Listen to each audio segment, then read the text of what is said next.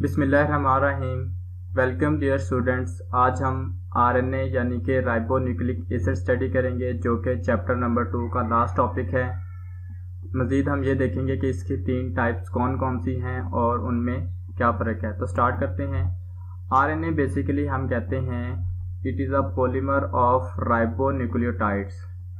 DNA के अंदर हमने क्या देखा था कि डीएनए जो है वो पॉलीमर ऑफ डीऑक्सी राइबोन्यूक्लियोटाइड होता है। अब राइबोन्यूक्लियोटाइड क्या चीज़ है?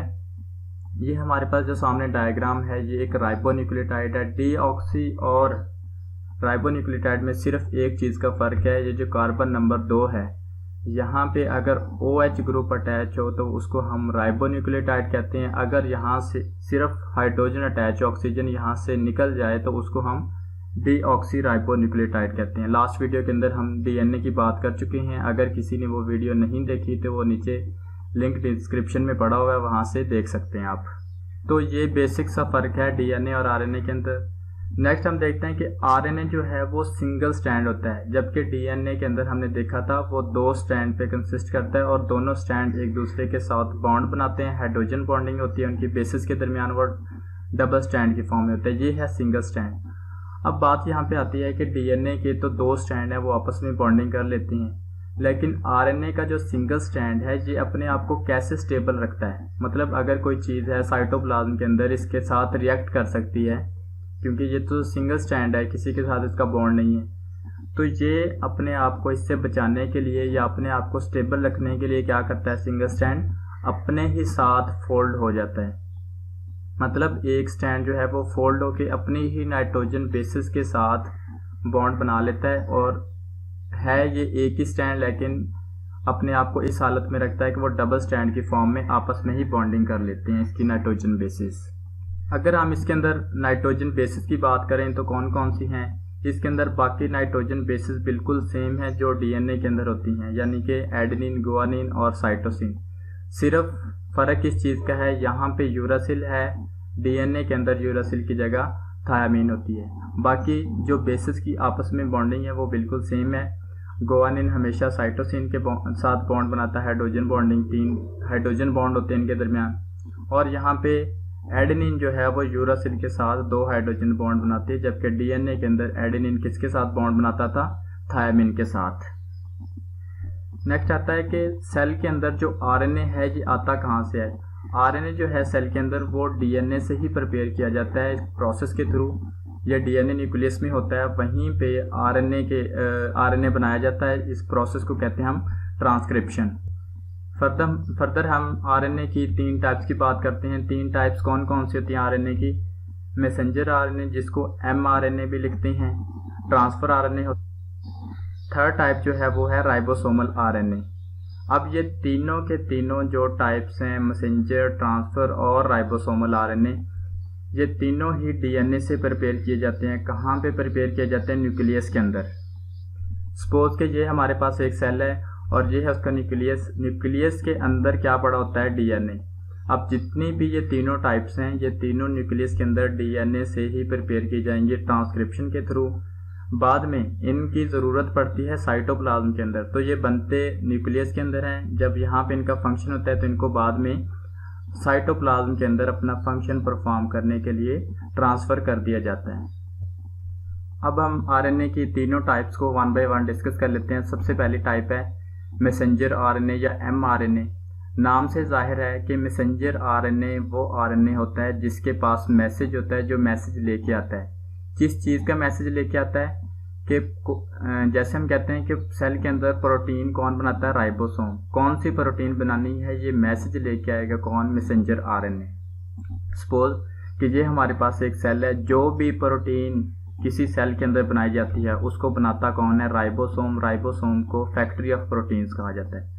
अब जो भी प्रोटीन बनती है सेल के अंदर हम कहते हैं कि वो इन्फॉर्मेशन तो डीएनए के पास होती है। डीएनए जो भी प्रोटीन चाहता है वो बनवाता है, लेकिन डीएनए कहाँ पे पड़ा होता है? न्यूक्लियस के अंदर। तो वो जो अपनी इंफॉर्मेशन है, अपना मैसेज है, वो राइबोसोम तक कैसे पहुँचाएगा? तो वो जो मैसेज है वो मैसेंजर आरएनए लेके आएगा। डीएनए से पहले मैसेंजर आरएनए बनेगा ट्रांसक्रिप्शन के थ्रू, फिर ये जो मैसेंजर आरएनए है ये प्रोटीन वाला मैसेज लेके राइबोसोम के पास पहुंचेगा। राइबोसोम क्या करेगा, इस मैसेंजर आरएनए पे जो मैसेज है, जो इन्फॉर्मेशन है, उसके मुताबिक अमाइनो एसिड को आपस में जोड़ेगा और प्रोटीन बना देगा। अगर हम मैसेंजर आरएनए की लेंथ की बात करें तो इसकी लेंथ वेरिएबल होती है। मतलब अगर आप बड़े साइज़ की प्रोटीन बनाना चाहते हैं तो इसकी लेंथ ज़्यादा होगी, छोटे साइज़ की प्रोटीन है तो इसकी लेंथ कम होगी। तो ये डिपेंड करता है कि प्रोटीन का साइज़ कितना है, उतनी ही मैसेंजर आरएनए की लेंथ होगी। अब हम बात करते हैं कि मैसेंजर आरएनए जो है, हमने कहा कि ये मैसेज लेके आता है, इसके ऊपर प्रोटीन तैयार करने के लिए मैसेज इनकोड होता है, इसके ऊपर कोड मौजूद होता है। वो जो मैसेज है वो किस शक्ल में होता है, असल में वो ये जो नाइट्रोजन बेसेस हम पढ़ते हैं, एडेनिन, गुआनिन, साइटोसिन और यूरासिल, इनकी शक्ल में इसके ऊपर मैसेज पड़ा होता है, जिसको राइबोसोम रीड करता है और अमाइनो एसिड को जोड़ के आपस में प्रोटीन बना देता है। तो सपोज कि ये जो है मैसेंजर आरएनए के ऊपर डिफरेंट नाइट्रोजन बेसेस पड़ी हुई, ये उसके ऊपर कोड है, कोड की शक्ल में। अब क्या होता है कि इसको देख के इसको रीड करता है अमाइनो एसिड और राइबोसोम इनको रीड करता है और अमाइनो एसिड को इस तरह से आपस में जोड़ के प्रोटीन बनाता है। तो कितने न्यूक्लियोटाइड या कितनी नाइट्रोजन बेसेस आपस में जुड़ के एक अमाइनो एसिड बनाती हैं, तो 3 न्यूक्लियोटाइड मिलके एक अमाइनो एसिड बना रहे होते हैं। तो इस तरह से 3 न्यूक्लियोटाइड का ग्रुप होता है, हर ग्रुप एक कोड कहलाता है या कोडॉन कहते हैं, और वो 3 न्यूक्लियोटाइड मिलके एक अमाइनो एसिड बना रहे होते हैं। तो इस तरह से जो मैसेंजर आरएनए है वो मैसेज लेके आता है और उनके मुताबिक अमाइनो एसिड को आपस में जोड़ दिया जाता है। अब देखें कि अगर 3 न्यूक्लियोटाइड एक अमाइनो एसिड बनाते हैं, तो अगर हम प्रोटीन बनाना चाहते हैं ऐसी जिसके अंदर 1000 अमाइनो एसिड है, तो मैसेंजर आरएनए पे कितने न्यूक्लियोटाइड होने चाहिए? तो ऑटोमेटिकली एक के लिए 3 है तो 1000 के लिए 3000 न्यूक्लियोटाइड। बाकी सेल के अंदर 3 टाइप्स में से सबसे कम जो आरएनए पाया जाता है वो मैसेंजर आरएनए है। 3 to 4% जो है वो टोटल आरएनए का कौन सा होता है? Messenger RNA. ये सबसे कम पाया जाने वाला वो है आरएनए की टाइप। आरएनए की नेक्स्ट टाइप है ट्रांसफर आरएनए। ये सामने इसकी डायग्राम में कुछ इस तरह से होता है, क्लोवर लीफ लाइक इसकी शक्ल होती है। अब मैसेंजर आरएनए के बाद उससे ज़्यादा पाया जाने वाला जो आरएनए है वो 3 to 4% था। ये है 10 to 20% ऑफ टोटल आरएनए क्या होता है? Transfer RNA. अब इसकी अगर लेंथ की बात करें तो इसकी लेंथ वैसे कम ही होती है, 75 to 90 न्यूक्लियोटाइड मिलके एक ट्रांसफर आरएनए बना देते हैं। मैसेंजर आरएनए के अंदर जो लेंथ है वो फिक्स नहीं थी, वो क्या था, वो डिपेंड कर रही थी कि प्रोटीन कितनी लंबी है, उसके ऊपर मैसेज है, जितनी लंबी प्रोटीन होगी उतनी ही लेंथ होगी मैसेंजर आरएनए की। लेकिन इसकी जो है ये फिक्स ही होती है 75 to 90 न्यूक्लियोटाइड्स।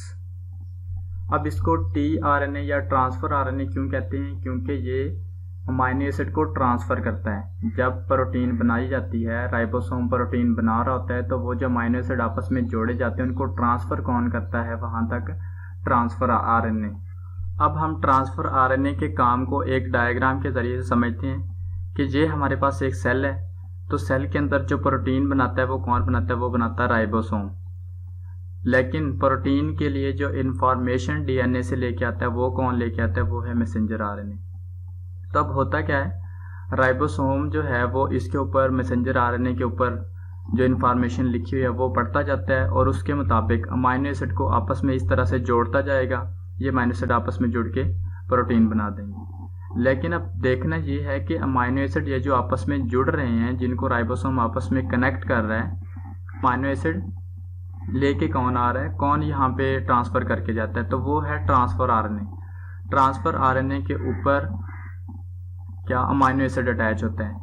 जितनी टाइप के अमाइनो एसिड होते हैं उतने ही टाइप के ट्रांसफ़र आरएनए होते हैं। हर ट्रांसफ़र आरएनए के ऊपर एक स्पेसिफिक अमाइनो एसिड जुड़ा हुआ होता है। तो जैसे हमने प्रोटीन वाले टॉपिक में पढ़ा था कि 20 टाइप के अमाइनो एसिड ऐसे हैं जो मिलकर प्रोटीन बनाते हैं, तो उसी तरह से 20 टाइप के क्या होते हैं? Transfer RNA.